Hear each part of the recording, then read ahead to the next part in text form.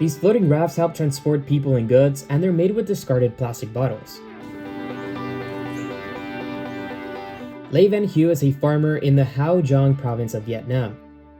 Tired of seeing plastic bottles discarded in his fields, Hieu decided to pick up the bottles and fashion them into floating rafts in order to help farmers save money on transport, while simultaneously helping the environment.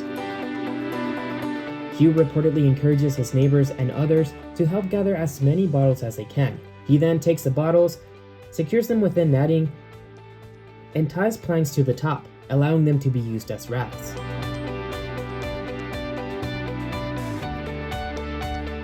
Each raft is made from 1,000 plastic bottles. Hieu says these rafts allow farmers to save money by not having to build or buy their own boats, which he says have a shorter life expectancy than the recycled boats.